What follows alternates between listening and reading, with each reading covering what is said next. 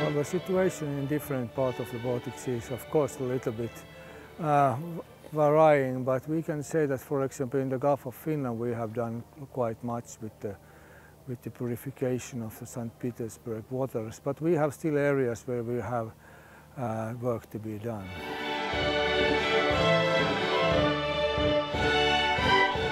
Well, I think that it's one of those political expressions which shouldn't be taken too seriously. There are of course a lot of anoxic bottoms in the Baltic Sea which are dead, but we are able to recover the Baltic Sea, but it will take time. Well, if the Baltic Sea has been polluted much from the 50s onwards, so the last 20 years we have done quite much, so we have to wait still a few more decades, but it needs a lot of work, so we cannot just wait and do nothing.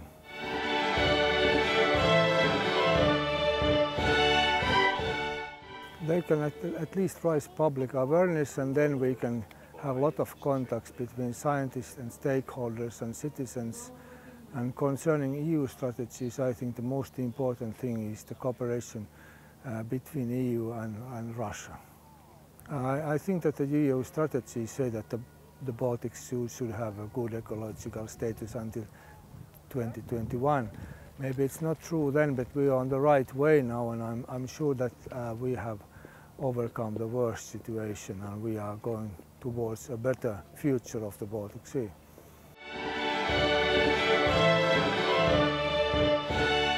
Well, of course we have to cut the nutrient load still, because due to the climate change it's possible that the river discharges will increase when increasing precipitation, and this will somehow increase again the natural discharge of nutrients to the Baltic Sea. So we have to do much to keep the balance between the nutrient load reductions and the possible excess of nutrients due to the climate change.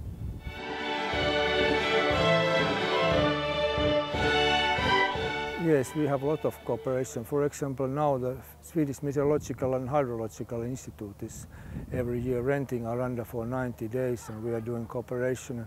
Of course, scientists cooperate all over the Baltic Sea, and we have to remember that we have the HELCOM, which makes us to make the standard monitoring in all HELCOM countries, and all this data will be united, analyzed and then published, so we will always get the freshest knowledge of the state of the Baltic Sea.